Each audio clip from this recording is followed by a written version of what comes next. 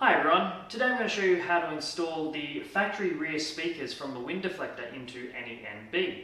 Now this is a little bit harder than meets the eye because only the NB8Cs have the wiring for these speakers.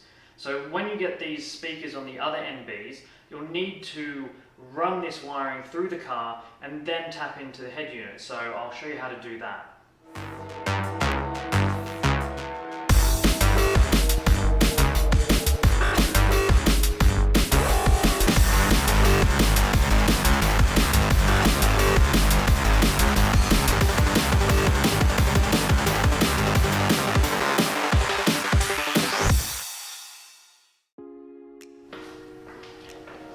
So once you have these speakers, depending on how it was removed from the donor vehicle,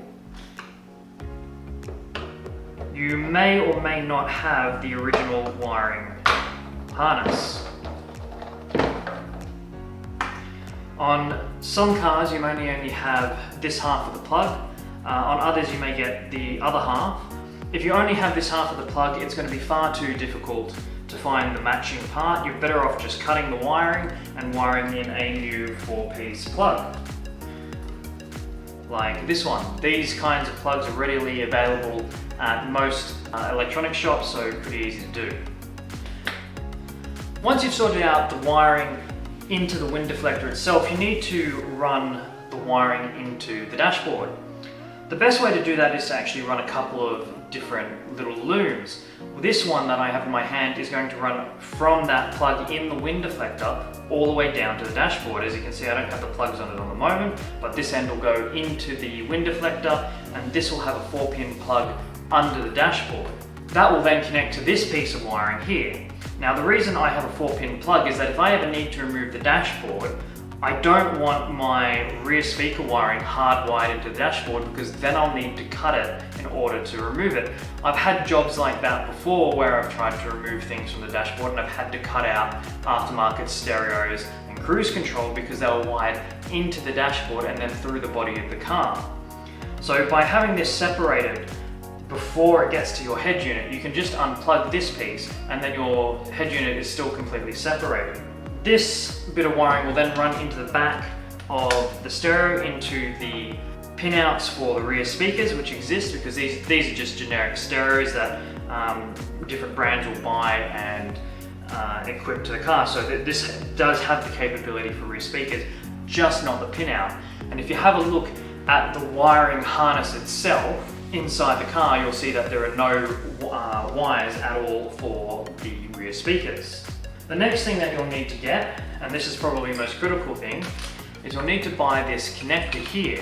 This is a 71-7903 connector. You'll be able to find them on eBay and Amazon if you search for them, and these are a breakout into an ISO.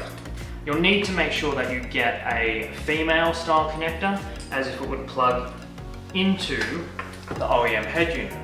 Now the reason we want this is because we don't actually want to use this connector at all. I'm going to use the wiring and pins from this connector and put them into the factory head unit. And that way it'll look like a completely factory install.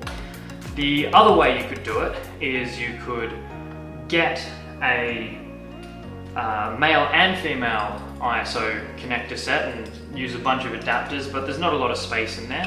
So I decided to go down the route of getting this connector just so that I would have the pins and be able to re-pin the connector that's in there so that it looks completely factory and will plug in perfectly. Now I did think about trying to rewire some things in other ways, but I like doing it this way because if I ever change the head unit to make room for anything else in the dashboard, I will just be able to use a female to ISO connector and run another stereo with almost zero effort. So doing it properly this way will make things a lot easier if I ever change anything in the future. In order to de-pin this so that I can use them in the car, I have a set of de-pinning keys. This one you just need a flat key, and it's a bit difficult to see on that camera, so I'll try and get it with my phone.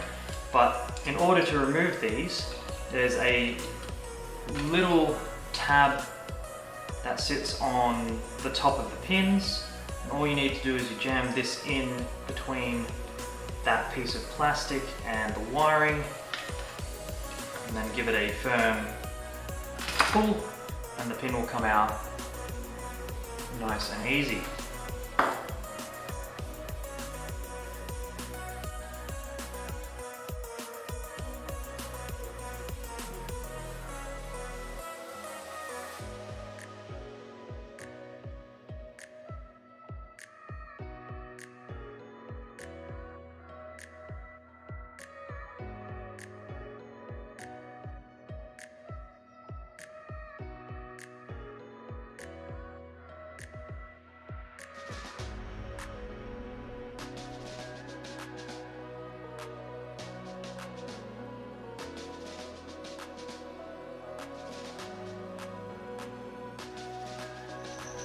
So run your wiring whichever way you want. I went down the transmission tunnel to the other half of this.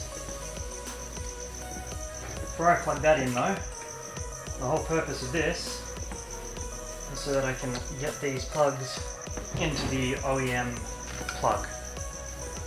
So checking a wiring diagram so you know which plugs you're going to for which speakers, otherwise it'll be irritating later to swap the pins.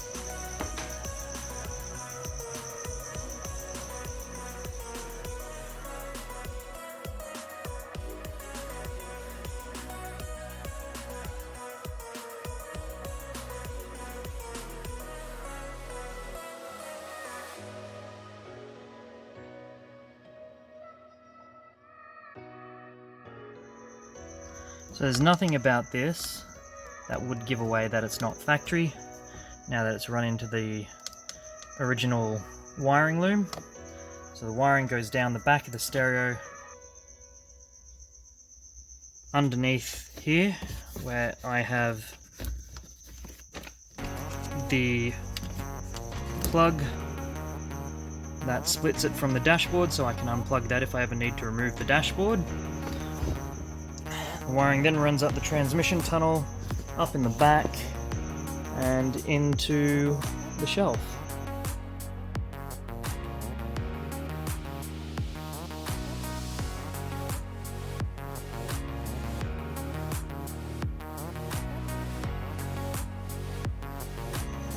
With it plugged in, it's time to check it's all working.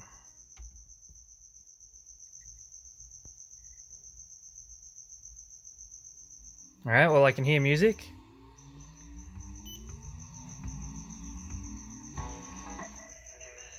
Okay, that's gone to only the rears.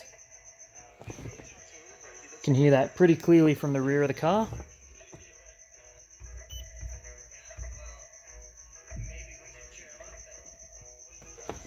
That's definitely all left.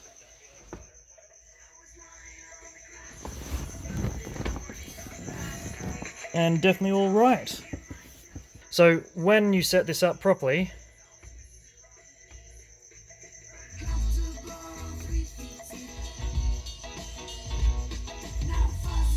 it actually fills the sound around the car quite a bit more. Especially when you're on the road and you've got a bit of wind buffeting.